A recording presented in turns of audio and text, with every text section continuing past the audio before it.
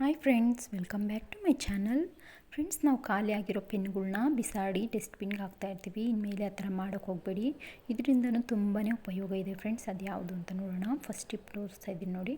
ನಾವು ಸಾಮಾನ್ಯವಾಗಿ ಸ್ಯಾರಿ ಪೆಟ್ಟಿಕೋಟ್ಗೆ ಆಗಲಿಲ್ಲ ಅಂದರೆ ನೈಟ್ ಪ್ಯಾಂಟು, ಮಕ್ಕಳ ಪ್ಯಾಂಟ್ಗಳಿಗೆಲ್ಲ ಈ ಥರ ದಾರ ಹಾಕಬೇಕು ಅಂದರೆ ಸಾಮಾನ್ಯವಾಗಿ ಪಿನ್ನಿಂದ ಹಾಕ್ತಾಯಿರ್ತೀವಿ.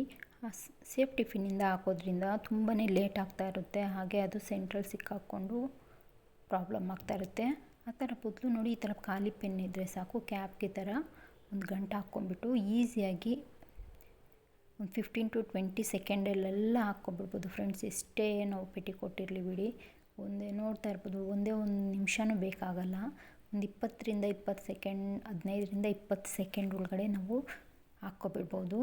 ನೋಡ್ತಾ ಇರ್ಬೋದು ವಿಡಿಯೋದಲ್ಲಿ ಎಷ್ಟು ಬೇಗ ಹಾಕ್ಬೋದು ಅಂತ. ಈ ಥರ ನಾವು ಎಷ್ಟೇ ಬಟ್ಟೆ ಇರಲಿ ಬಿಡಿ, ಆರಾಮಾಗಿ ನಾವು ದಾರನ ಏರಿಸ್ಕೋಬೋದು. ಈ ಟ್ರಿಕ್ ಇಷ್ಟ ಆದರೆ ಪ್ಲೀಸ್ ವಿಡಿಯೋಗೆ ಲೈಕ್ ಕೊಟ್ಟು ಸಪೋರ್ಟ್ ಮಾಡಿ. ಈಗ ಸೆಕೆಂಡ್ ಟಿಪ್ ನೋಡೋಣ.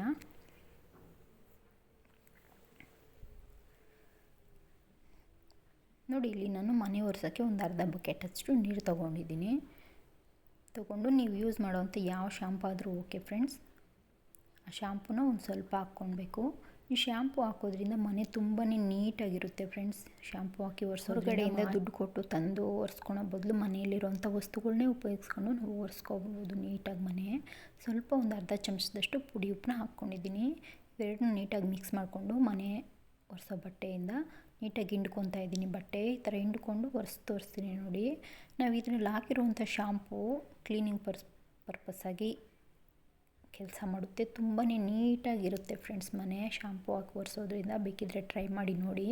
ಉಪ್ಪು ಹಾಕಿರೋದ್ರಿಂದ ಮನೆಯಲ್ಲಿರೋವಂಥ ನೆಗೆಟಿವ್ ಎನರ್ಜಿ ಎಲ್ಲ ಹೊರಟೋಗುತ್ತೆ. ಒಳ್ಳೆ ಪಾಸಿಟಿವ್ ವೈಬ್ಸು ಮನೇಲಿ ತುಂಬಿಕೊಳ್ಳುತ್ತೆ ಅಂತ ಉಪ್ಪು ಹಾಕಿ ಒರೆಸ್ಕೊತೀವಿ. ಶುಕ್ರವಾರ ಮತ್ತು ಮಂಗಳವಾರ ಈ ಥರ ಒರೆಸೋದ್ರಿಂದ ಮನೆಯಲ್ಲಿ ಒಳ್ಳೆ ಪಾಸಿಟಿವ್ ವೈಬ್ಸ್ ಬರುತ್ತೆ. ನೋಡ್ತಾ ಇರ್ಬೋದು, ಇವಾಗ ಒರೆಸ್ಬಿಟ್ಟು ತೋರಿಸ್ತಾ ಇದ್ದೀನಿ ಎಷ್ಟು ನೀಟಾಗಿರುತ್ತೆ ಮನೆ ಅಂತ ನೀವೇ ನೋಡ್ಬೋದು ಫ್ರೆಂಡ್ಸ್. ಇಷ್ಟ ಆದರೆ ವಿಡಿಯೋಗೆ ನೀವು ಟ್ರೈ ಮಾಡಿ ನೋಡಿ. ಈಗ ಸೆಕೆಂಡ್ ಟಿಪ್ ನೋಡೋಣ. ನೋಡಿ, ಕಾಯಿ ತುಂಬ ದಿನಗಳ ಕಾಲ ಕೊಳ್ತೋಗ್ದಿರ ಇರಬೇಕು ಅಂತಂದರೆ ಏನು ಮಾಡಬೇಕು ಅಂತಂದರೆ, ಫಸ್ಟು ಕಾಯಿನ ಒಂದು ಬಟ್ಟೆ ತೊಗೊಂಡು ಕಾಟನ್ ಬಟ್ಟೆಯಲ್ಲಿ ನೀಟಾಗಿ ಒರೆಸ್ಕೊಂಬಿಡಿ. ಮೇಲೆ ಒಳಗಡೆ ಎಲ್ಲ ತೇವ ಇರಬಾರ್ದು. ಸ್ವಲ್ಪ ಪುಡಿ ಉಪ್ಪನ್ನ ತೊಗೊಂಡಿದ್ದೀನಿ. ತೊಗೊಂಡು ಎಲ್ಲ ಕಡೆ ಈ ಥರ ಪುಡಿ ಉಪ್ಪನ್ನ ಅಪ್ಲೈ ಮಾಡ್ಕೋಬೇಕು. ಈ ಥರ ಮಾಡೋದ್ರಿಂದ, ಉಪ್ಪು ಹಚ್ಚೋದ್ರಿಂದ ತುಂಬ ದಿನಗಳ ಕಾಲ ಕಾಯಿ ಫ್ರೆಶ್ ಆಗಿರುತ್ತೆ, ಕೆಡೋಗೋದಿಲ್ಲ. ಫ್ರಿಜ್ಜಲ್ಲಿ ನಾವು ಒಂದು ತಿಂಗಳು ಬೇಕಾದ್ರೂ ಆರಾಮಾಗಿ ಇಟ್ಕೋಬೋದು. ಯಾವುದೇ ಫಂಗಸ್ಸು ಎಲ್ಲ ಬರೋದಿಲ್ಲ ಫ್ರೆಂಡ್ಸ್. ಬೇಕಿದ್ದರೆ ಟ್ರೈ ಮಾಡಿ ನೋಡಿ.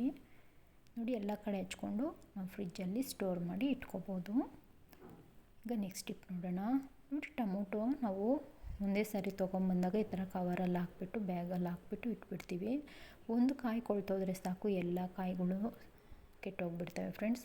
ಆ ಥರ ಆಗಬಾರ್ದು ಅಂತಂದರೆ ಫಸ್ಟು ಟೊಮೊಟೊಗಳ್ನೆಲ್ಲ ನೀಟಾಗಿ ತೊಳ್ಕೊಂಡು ಒಂದು ಬಟ್ಟೆಯಲ್ಲಿ ಒರೆಸ್ಕೊಂಡು ತಟ್ಟೆಯಲ್ಲಿ ಇಟ್ಕೊಂಡಿದ್ದೀನಿ ನಾನು. ಒಂದು ಪ್ಲೇಟಲ್ಲಿ ಹಾಕ್ಕೊಂಡು ಎಲ್ಲ ಟೊಮೊಟೊಸ್ನು ಒರೆಸ್ಕೋಬೇಕು ನೀಟಾಗಿ. ತೇವ ಇರಬಾರ್ದು. ತೇವ ಇದ್ದರೆ ಏನಾಗುತ್ತೆ ಅಂದರೆ ಮತ್ತೆ ಕೊಳ್ತೋಗೋ ಚಾನ್ಸ್ ತುಂಬ ಇರುತ್ತೆ. ಫಸ್ಟು ನೀಟಾಗಿ ಒಣಸ್ಕೊಂಡ್ಬಿಡಬೇಕು. ಒಣಸ್ಕೊಂಡು ಮನೆಯಲ್ಲಿ ಕುಕ್ಕಿಂಗ್ ಆಯಿಲ್ ಅಂತೂ ಇರುತ್ತಲ್ವ, ಸ್ವಲ್ಪ ಕುಕ್ಕಿಂಗ್ ಆಯಿಲ್ನ ಈ ಥರ ಬುಡಕ್ಕೆ ಟೊಮೊಟೊ ಮೇಲ್ಭಾಗ ಇರುತ್ತಲ್ವ ಅದಕ್ಕೆ ಅಪ್ಲೈ ಮಾಡ್ಕೋಬೇಕು. ಎಲ್ಲ ಟೊಮೊಟೊಗಳಿಗೂ ನಾನು ಇದೇ ರೀತಿ ಅಪ್ಲೈ ಮಾಡ್ಕೊತಾ ಇದ್ದೀನಿ. ನೀವು ಬೇಕಿದ್ರೆ ಕೊಬ್ಬರಿ ಎಣ್ಣೆನೂ ಬಳಸ್ಕೋಬೋದು ಫ್ರೆಂಡ್ಸ್. ನಾನಿಲ್ಲಿ ಮನೆಯಲ್ಲಿ ಕುಕ್ಕಿಂಗ್ ಯೂಸ್ ಮಾಡುವಂಥ ಎಣ್ಣೆನೇ ಹಾಕ್ಕೊಂಡಿದ್ದೀನಿ. ಈ ಥರ ಎಲ್ಲ ಟೊಮೊಟೊಗೂ ಹಚ್ಕೊಂಡು ಒಂದು 5 ನಿಮಿಷ ಆರಬೇಕು. ಅದು ಒಂದು ತಟ್ಟೆಯಲ್ಲಿ ಹಾಕಿಟ್ಬಿಡಿ. ಆಮೇಲೆ ಬೇಕಾದರೆ ಬುಟ್ಟಿಯಲ್ಲಿ ಹಾಕಿ ಇಟ್ಕೊಳೋದ್ರಿಂದ, ಹೊರಗಡೆನೇ ಇಕ್ಕೋದ್ರಿಂದ ಎಷ್ಟು ದಿನ ಬೇಕು, 15ರಿಂದ 20 ದಿನವರೆಗೂ ಫ್ರೆಶ್ ಆಗಿರುತ್ತೆ ಫ್ರೆಂಡ್ಸ್. ಬೇಕಿದ್ರೆ ಟ್ರೈ ಮಾಡಿ ನೋಡಿ. ಶುಂಠಿನ ಸಾಮಾನ್ಯವಾಗಿ ನಾವು ಈ ಥರ ಚಾಕುವಲ್ಲಿ ತೆಗಿತಾ ಇರ್ತೀವಿ. ಎಕ್ಸ್ಪೀರಿಯೆನ್ಸ್ ಇರೋರು ಈಸಿಯಾಗಿ ತೆಕ್ಕೊತಾರೆ ಚಾಕುವಲ್ಲಿ. ಬಿಗಿನರ್ಸ್ ಏನು ಮಾಡ್ತಾರೆ, ಅವ್ರಿಗೆ ತೆಗಿಯೋಕ್ಕೆ ಬರಲ್ಲ ಅನ್ನೋರಿಗೆ ಈ ಟ್ರಿಕ್ಸ್ ಫಾಲೋ ಮಾಡಿ ಅವರು ಈಸಿಯಾಗಿ ತೆಕ್ಕೋಬೋದು ಸಿಪ್ಪೆನ. ನೋಡಿ, ಒಂದು ಸ್ಪೂನ್ ತೊಗೊಂಡು ಶುಂಠಿನ ಫಸ್ಟು ತೊಳ್ಕೊಬೇಕು. ತೊಳ್ಕೊಂಡು ನೋಡಿ, ಸ್ಪೂನಲ್ಲಿ ನಾನು ವಿಡಿಯೋದಲ್ಲಿ ತೋರಿಸ್ತಾ ಇದ್ದೀನಲ್ಲ, ಈ ರೀತಿಯಾಗಿ ನಾವು ಸಿಪ್ಪೆನ ಆರಾಮಾಗಿ ತೆಕ್ಕೋಬೋದು. ಯಾವುದೇ ಕಷ್ಟಪಡೋ ಅವಶ್ಯಕತೆ ಇಲ್ಲ. ಮೇಲ್ಭಾಗ ಮಾತ್ರ ಬರುತ್ತೆ ಫ್ರೆಂಡ್ಸ್, ವೇಸ್ಟ್ ಆಗೋದಿಲ್ಲ ಶುಂಠಿ. ನೋಡ್ತಾ ಇರ್ಬೋದು ಎಷ್ಟು ಮೇಲೆ ಭಾಗ ಮಾತ್ರ ಬರ್ತಾಯಿದೆ, ಸಿಪ್ಪೆ ಮಾತ್ರ, ಸ್ವಲ್ಪನೂ ವೇಸ್ಟ್ ಆಗ್ತಾಯಿಲ್ಲ. ಕಷ್ಟ ಅನ್ನೋರು ಈ ಟ್ರಿಕ್ನ ಫಾಲೋ ಮಾಡ್ಕೋಬೋದು ಈಸಿಯಾಗಿ. ವೇಸ್ಟು ನಿಮ್ಗೆ ತೋರಿಸ್ತಾ ಇದ್ದೀನಿ ನೋಡಿ, ಮೇಲೆ ಭಾಗ ಮಾತ್ರ, ಸಿಪ್ಪೆ ಮಾತ್ರ ನೀಟಾಗಿ ಬಂದಿದೆ. ಫಸ್ಟು ಒಂದು ತೆಂಗಿನ ಚಿಪ್ ತೊಗೊಂಡಿದ್ದೀನಿ ನಾನು. ಹಾಗೆ ಸ್ವಲ್ಪ ನಾರೂ ತೆಂಗಿನ ಚಿಪ್ಪು ಒಳಗಡೆ ಹಾಕ್ಕೊಂಡಿದ್ದೀನಿ. ನಾವು ವೇಸ್ಟು ಅಂತ ಬಿಸಾಕೋ ಅಂತ ಬೆಳ್ಳುಳ್ಳಿ ಸಿಪ್ಪೆನೂ ಸ್ವಲ್ಪ ಹಾಕ್ಕೊಂಡಿದ್ದೀನಿ. ನಾನು ಬಿಸಾಡ್ದಿರ ಸ್ಟೋರ್ ಮಾಡಿ ಇಟ್ಕೊಂಡಿರ್ತೀನಿ. ನಾವು ಸಾಮಾನ್ಯವಾಗಿ ಉಪಯೋಗಿಸುವಂಥ ಕಾಫಿ ಪುಡಿ ಯಾವುದಾದ್ರೂ ಪರವಾಗಿಲ್ಲ, ಯಾವ ಬ್ರ್ಯಾಂಡ್ ಆದರೂ ಪರವಾಗಿಲ್ಲ, ಒಂದು ಅರ್ಧ ಪಾಕೆಟಷ್ಟು ನಾನು ಇದಕ್ಕೆ ಹಾಕ್ಕೊಂಡಿದ್ದೀನಿ. ಹಾಗೆ ಒಂದು 2ರಿಂದ 3 ಲವಂಗನ ಹಾಕ್ಕೊತಾ ಇದ್ದೀನಿ ಫ್ರೆಂಡ್ಸ್. ಒಂದು ಅರ್ಧ ಪಲಾವ್ ಎಲೆ ಪೀಸ್ ಮಾಡಿ ಈ ಥರ ಹಾಕ್ಕೊಂಡಿದ್ದೀನಿ. ಒಂದು ಅರ್ಧ ಕರ್ಪೂರ ಇದ್ರ ಮೇಲೆ ಹಾಕ್ಬಿಟ್ಟು ಹಚ್ಚೋದ್ರಿಂದ ಬೇಗನೆ ಹತ್ಕೊಳ್ಳುತ್ತೆ ಅಂತ ಕರ್ಪೂರ ಹಾಕಿದ್ದೀನಿ. ಇವೆಲ್ಲ ಸಾಮಗ್ರಿನೂ ಸ್ವಲ್ಪ ನೀಟಾಗಿ ಸುಡೋವರೆಗೂ ನಾವು ಈ ಥರ ಸುಟ್ಕೋಬೇಕು. ಸುಟ್ಕೊಂಡು ಈ ಹೊಗೆನ ಸಾಯಂಕಾಲ ಟೈಮು ಮನೆಯೆಲ್ಲ ಧೂಪ ಬಿಡೋದ್ರಿಂದ ಮನೆಯಲ್ಲಿ ಸೊಳ್ಳೆಗಳು ಬರೋದಿಲ್ಲ. ಹಾಗೆ ನಾವು ಕರ್ಪೂರ ಮತ್ತು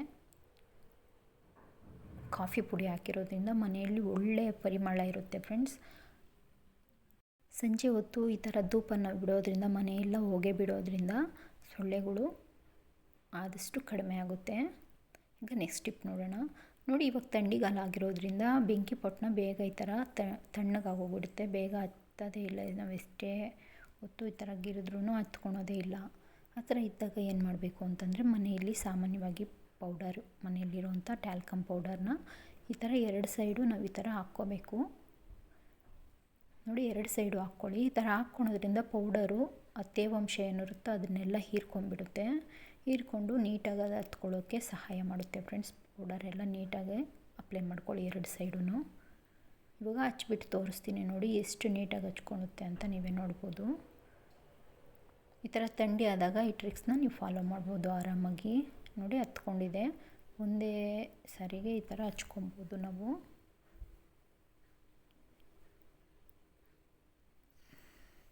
ಈಗ ನೆಕ್ಸ್ಟ್ ಟಿಪ್ ನೋಡೋಣ. ನೋಡಿ, ಪೆನ್ಸಿಲು ಮಕ್ಕಳಿಗೆ, ಈಗಿನ ಕಾಲದ ಮಕ್ಳಿಗಂತೂ ಒಂದು ದಿನಕ್ಕೆ ಒಂದು ಪೆನ್ಸಿಲ್ ಬೇಕಾಗುತ್ತೆ. ನಾವು ಬೆಳಗ್ಗೆ ಕೊಟ್ಟಿದ್ರೆ ಸಂಜೆ ಅಷ್ಟೊತ್ತಿಗೆ ಎಲ್ಲ ಶಾರ್ಪ್ ಮಾಡಿ ಸಣ್ಣದಾಗಿ ಮಾಡ್ಕೊಂಬಂದುಬಿಟ್ಟಿರ್ತಾರೆ. ಪಾಪ ಅವ್ರಿಗೇನು ಪ್ರಾಬ್ಲಮ್ ಇಲ್ಲ, ಯಾಕಂದರೆ ಇವಾಗ ಬರೋವಂಥ ಪೆನ್ಸಿಲ್ಗಳೇ ಆ ಥರ ಇರುತ್ತೆ. ನೋಡಿ, ಈ ಥರ ಲಿಡ್ ಮುರಿದೋಗ್ತಾಯಿದ್ರೆ ಪಾಪ ಅವ್ರೇನು ಮಾಡೋಕ್ಕಾಗುತ್ತಲ್ವ, ಅವ್ರು ಶಾರ್ಪ್ ಮಾಡಿ ಬಿಸಾಕ್ತಾ ಇರ್ತಾರೆ. ಆ ಥರ ಇದ್ದಾಗ ನಾವೇನು ಮಾಡಬೇಕು ಅಂತಂದರೆ, ನೋಡಿ, ಮೊದಲು ಫಸ್ಟು ಶಾರ್ಪ್ ಮಾಡ್ಕೊಂಬಿಡಿ ನೀಟಾಗಿ. ಪೆನ್ಸಿಲ್ನ ಶಾರ್ಪ್ ಮಾಡ್ಕೊಂಡು ತೊಗೊಂಡಿದ್ದೀನಿ. ಇವಾಗ ಮನೆಯಲ್ಲಿರೋವಂಥ ನೈಲ್ ಪಾಲಿಶ್ ಯಾವುದಾದ್ರೂ ಬಿಡಿ, ನಿಮ್ಮ ಹತ್ರ ಯಾವುದಿದ್ರೆ ಅದನ್ನೇ ಹಚ್ಕೋಬೋದು.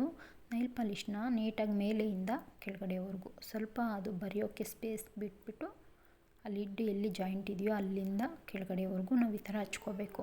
ಈ ಥರ ಹಚ್ಕೊಳೋದ್ರಿಂದ ಅದು ನೈಲ್ ಪಾಲಿಷ್ ನೀಟಾಗಿ ಫಿಕ್ಸ್ ಆಗುತ್ತೆ. ಆವಾಗ ಲಿಡ್ ಮುರಿದೋಗಲ್ಲ ಫ್ರೆಂಡ್ಸ್. ನೋಡಿ, ಆರ್ಕೊಂಡ್ಲಿ ಸ್ವಲ್ಪ 1 ನಿಮಿಷ ಆರಕ್ಕೆ ಬಿಟ್ಬಿಡಿ. ಈ ಥರ ನೈಲ್ ಪಾಲಿಷ್ ಅದು ಡ್ರೈ ಆದಮೇಲೆ ಬರೆದು ತೋರಿಸ್ತೀನಿ ನೋಡಿ. ಈ ಥರ ಹಚ್ಚೋದ್ರಿಂದ ಲಿಡ್ ಬೇಗ ಮುರಿದೋಗಲ್ಲ. ಹಾಗೆ ಪೆನ್ಸಿಲು ತುಂಬ ದಿನಗಳ ಕಾಲ ಬಾಳಿಕೆ ಬರುತ್ತೆ ಫ್ರೆಂಡ್ಸ್. ನೋಡ್ತಾ ಇರ್ಬೋದು. ನಿಮಗೆ ನಾನು ಮಾಡಿರೋವಂಥ ವಿಡಿಯೋಸು ಯಾವುದಾದ್ರೂ ಒಂದಾದರೂ ಯೂಸ್ಫುಲ್ ಅನಿಸಿದ್ರೆ ಪ್ಲೀಸ್ ನನ್ನ ಚಾನಲ್ಗೆ ಸಪೋರ್ಟ್ ಮಾಡಿ, ಸಬ್ಸ್ಕ್ರೈಬ್ ಮಾಡಿಕೊಂಡು ಪಕ್ಕದಲ್ಲಿ ಬರೋ ಬೆಲ್ ಐಕನ್ನ ಕ್ಲಿಕ್ ಮಾಡಿ. ಈ ಥರ ಮಾಡೋದ್ರಿಂದ ಎಲ್ಲ ನೋಟಿಫಿಕೇಷನ್ನು ನೀವು ನೋಡ್ಬೋದು ಫ್ರೆಂಡ್ಸ್. Thank you.